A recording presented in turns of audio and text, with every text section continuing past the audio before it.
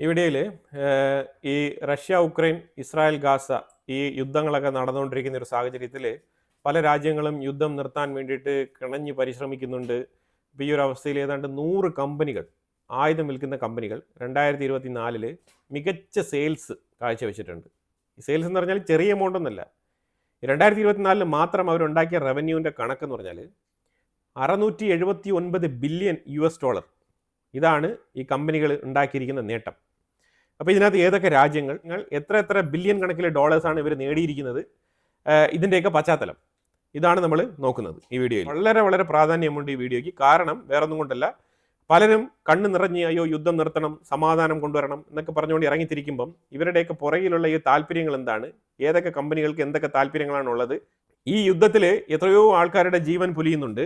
അത് ഏത് സൈഡിലായിക്കോട്ടെ, റഷ്യയുടെ സൈഡിലായിക്കോട്ടെ, ഇസ്രായേലിൻ്റെ സൈഡിലായിക്കോട്ടെ, ഉക്രൈൻ്റെ സൈഡിലായിക്കോട്ടെ, ഗാസയുടെ സൈഡിലായിക്കോട്ടെ, എവിടെയാണെങ്കിലും മനുഷ്യജീവനുകൾ ഇങ്ങനെ പൊലിഞ്ഞു വീഴുമ്പോൾ അതിൽ നേട്ടം കൊയ്യുന്ന ചില കമ്പനികൾ, ആ കമ്പനികളെ കുറിച്ചാണ് നമ്മളിവിടെ നോക്കുന്നത്. അപ്പോൾ ഇതിൽ പ്രധാനമായിട്ട് രാജ്യങ്ങളാണ് നമ്മൾ ഇതിനകത്ത് റെപ്രസെൻ്റ് ചെയ്ത് പറയുന്നത്. ഡിസംബർ 1 സ്റ്റോക്ക്ഹോമിൽ international peace research institute, SIPRI എന്നാണ് ഇതിനെ ഷോർട്ട് ഫോമായിട്ട് വിളിക്കുന്നത്, അവരാണ് ഈ ഒരു സ്റ്റഡി നടത്തി ഈ ഡേറ്റ പുറത്തുവിട്ടിരിക്കുന്നത്. ഈ ഒരു സമയത്ത് ഇത്തരത്തിലുള്ള ഡിഫൻസ് പ്രോഡക്റ്റിൻ്റെ വ്യാപാരം കുതിച്ചുയർന്നതിന് കാരണമായിട്ട് അവർ ചൂണ്ടിക്കാണിക്കുന്നത് പ്രധാനമായിട്ടും റഷ്യ ഉക്രൈൻ യുദ്ധം, അതേപോലെ ഇസ്രായേൽ ഗാസ യുദ്ധം. ഇതാണ് രണ്ട് മേജർ യുദ്ധങ്ങളായിട്ട് അവർ ചൂണ്ടിക്കാണിക്കുന്നത്. ഇതിനകത്ത് അമേരിക്കയും യൂറോപ്പും ആസ്ഥാനമായി പ്രവർത്തിക്കുന്ന ഡിഫൻസ് മാനുഫാക്ചറിങ് കമ്പനികൾക്കാണ് ഏറ്റവും കൂടുതൽ ലാഭം കിട്ടിയത് എന്നാണ് ഈ റിപ്പോർട്ട് പറയുന്നത്.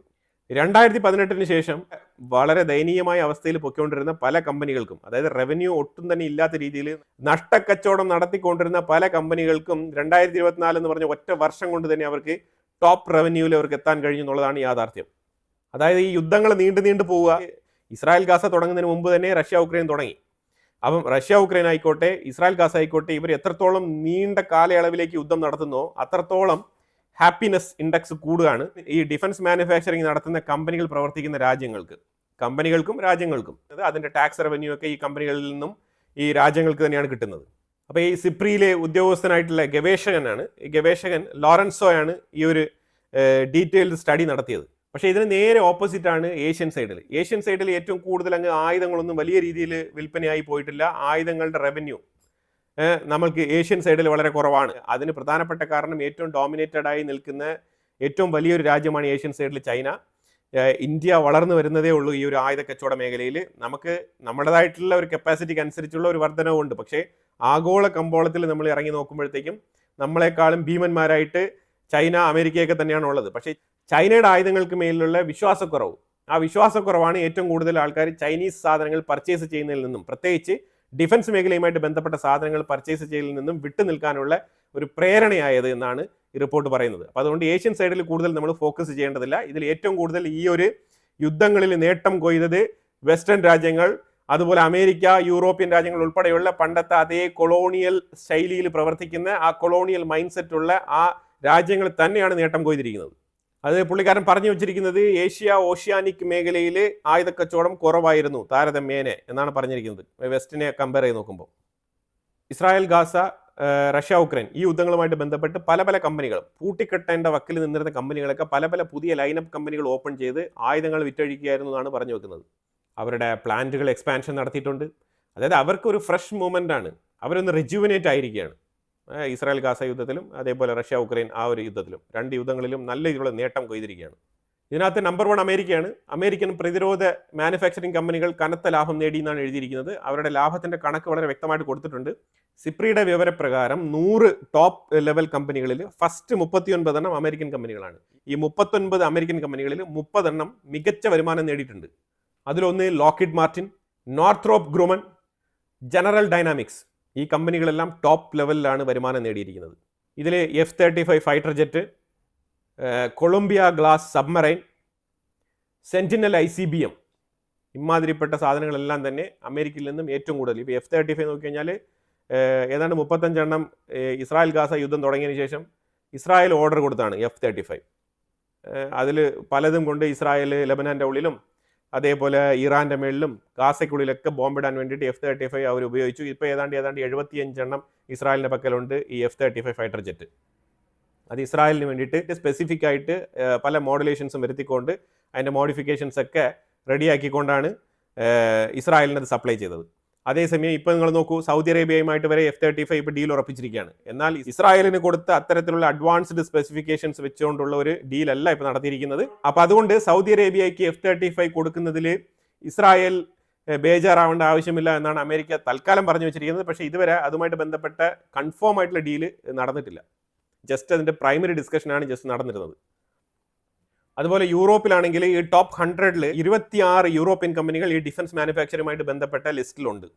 ഈ കമ്പനികൾ ഏതാണ്ട് 13% വളർച്ചാ നിരക്ക് രേഖപ്പെടുത്തിയിട്ടുണ്ട്. ഇതിന് പ്രധാനപ്പെട്ട കാരണം എന്താണ്? റഷ്യ ഉക്രൈൻ യുദ്ധം. 13% എന്ന് പറഞ്ഞാൽ ചില്ലറ എമൗണ്ട് അല്ല കേട്ടോ. $151 ബില്യൺ വർത്ത് വരുന്ന റവന്യൂ ആണ് അവർ ജനറേറ്റ് ചെയ്തിരിക്കുന്നത്. 151 ബില്യൺ വർത്ത് വരുന്ന റവന്യൂ.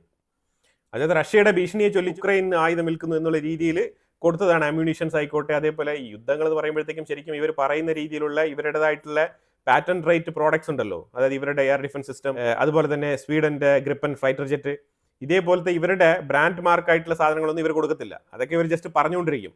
അതല്ലാതെ ലോക്കൽ പ്രോഡക്റ്റ്, അതായത് അമ്യൂണിഷൻസ്, അതുപോലെ ഡ്രോൺ, പിന്നെ അതിന് വേണ്ടിയിട്ടുള്ള സ്പെയർ പാർട്സുകൾ, ഇതെല്ലാം തന്നെ ഇവർ സപ്ലൈ ചെയ്യും. അപ്പോൾ ആ രീതിയിലാണ് ഈ 151 ബില്യൺ ഇവർ റവന്യൂ ജനറേറ്റ് ചെയ്തിരിക്കുന്നത്.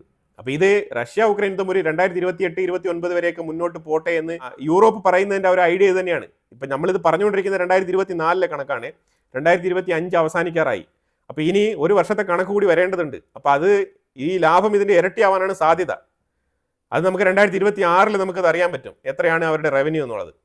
അപ്പോൾ നല്ല ലാഭം കിട്ടുന്നുണ്ട്. ആ ലാഭം കിട്ടുന്ന പരിപാടി തുടർന്നുകൊണ്ട് പോകണമെന്നാണ് യൂറോപ്പ് ആഗ്രഹിക്കുന്നത്. ഇപ്പം മനസ്സിലായല്ലോ എന്തുകൊണ്ടാണ് റഷ്യ ഉക്രൈൻ യുദ്ധം തുടരട്ടെ, ഉക്രൈൻ്റെ സ്ഥലങ്ങളൊന്നും വിട്ടുകൊടുക്കണ്ട എന്ന് യൂറോപ്പ് പറയുന്നത്. ഇതേ കാരണം കൊണ്ട് തന്നെയാണ്. ഉക്രൈനെ വെച്ച് മുതലെടുപ്പ് നടത്തിയതിൻ്റെ റവന്യൂ ആണ് ഇവിടെ നമുക്ക് കാണാൻ കഴിയുന്നത്.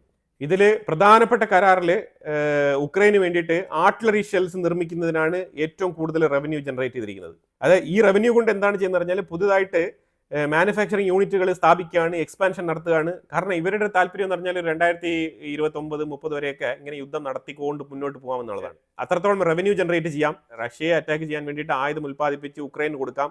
അതിലൂടെ ഉക്രൈനിൽ നിന്ന് പൈസയും കിട്ടും. അതുപോലെ തന്നെ റഷ്യൻ എണ്ണ ഇതേപോലെ ഡിസ്കൗണ്ട് പ്രൈസിൽ മേടിച്ചുകൊണ്ടേയിരിക്കാം. അപ്പോൾ അതിലും നമുക്ക് ഡിസ്കൗണ്ട് കിട്ടും. അപ്പോൾ അങ്ങനെ പലതരത്തിലും അവർക്ക് ഗുണകരമാണ് ഈ യുദ്ധം എന്ന് പറയുന്നത്. യൂറോപ്പിന് അവരുടെ ഒരു കൊളോണിയൽ മൈൻഡ് സെറ്റ്, ലോകത്ത് അവർ പറയുമ്പോഴത്തേക്കും യുദ്ധമാണ്, ഭയങ്കര ദുരിതമാണ്, ഒരു സമാധാനം ഉണ്ടാകണം, നമ്മളുടെയൊക്കെ താല്പര്യം ഇങ്ങനെയാണെന്നൊക്കെ പറഞ്ഞിട്ട് മയക്കും പിടിച്ച് ഭയങ്കരമായിട്ട് സംസാരിക്കും. പക്ഷെ അവരുടെ ഉള്ളിലുള്ള ഒരു കൊളോണിയൽ മൈൻഡ് സെറ്റ് ഉണ്ടല്ലോ, അത് എപ്പോഴും ഇങ്ങനെ തന്നെയാണ്. എങ്ങനെ 10 പൈസ ഉണ്ടാക്കാം, അത് ആരെ കൊന്നിട്ടായാലും കുറച്ച് പൈസ ഉണ്ടാക്കിയാൽ മതി എന്നുള്ള താല്പര്യമാണ് യൂറോപ്പിനുള്ളത്.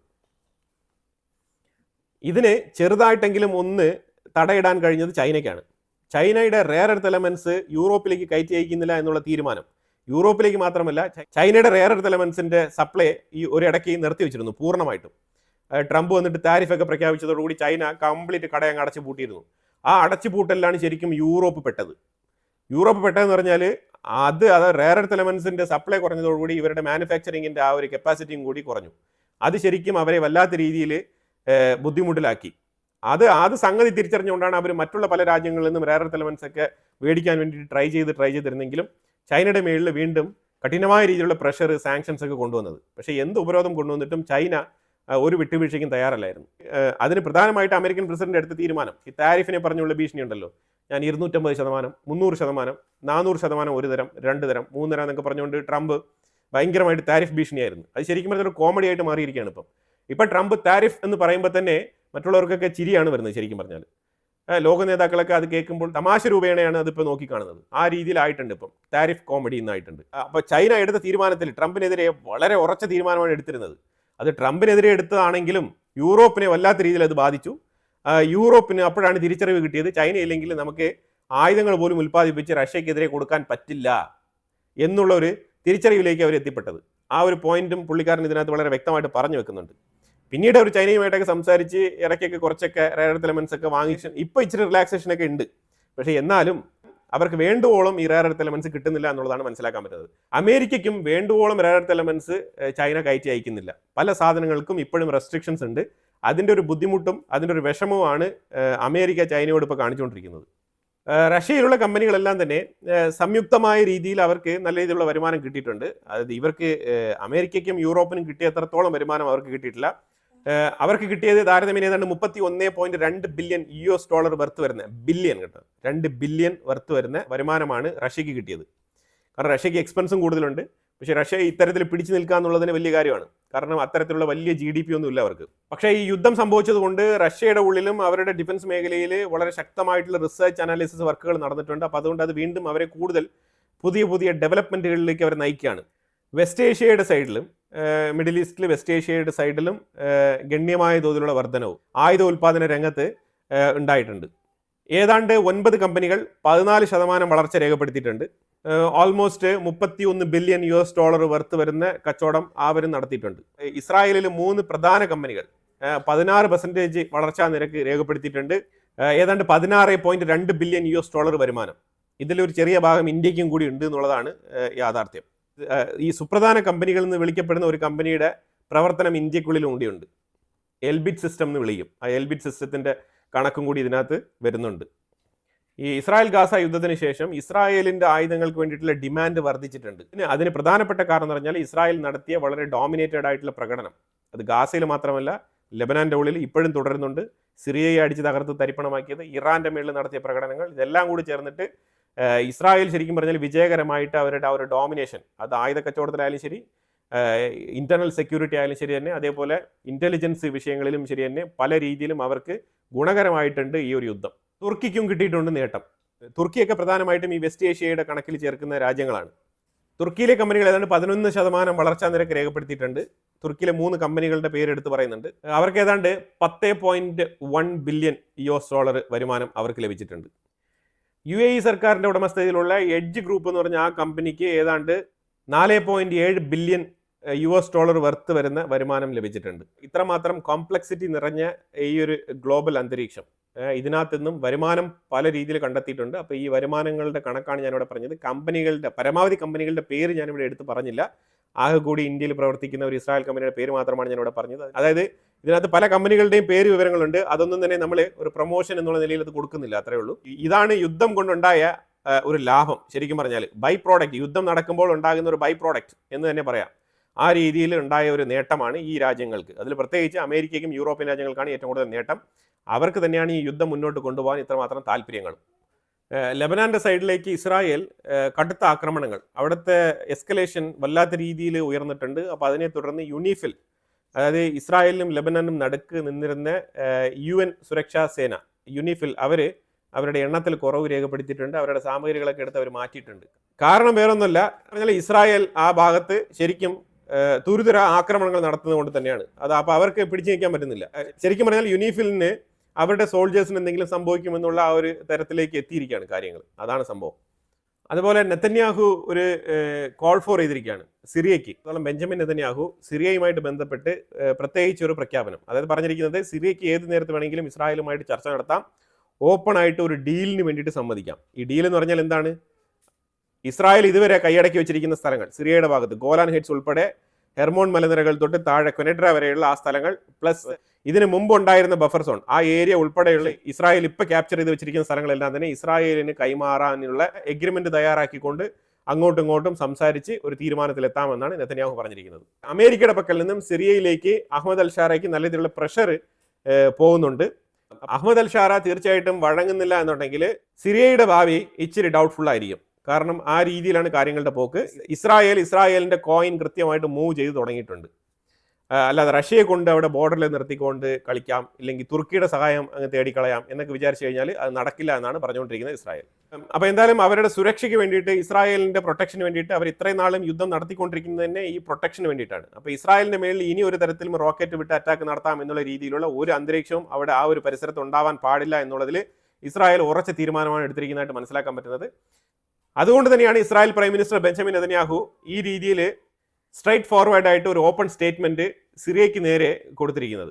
അപ്പോൾ എന്തായാലും ഇതിനെക്കുറിച്ചുള്ള അഭിപ്രായങ്ങൾ കമന്റ് ബോക്സിൽ രേഖപ്പെടുത്തുക. കൂടുതൽ വാർത്തകളുമായിട്ട് അടുത്ത വീഡിയോയിൽ വരാം. Thank you so much.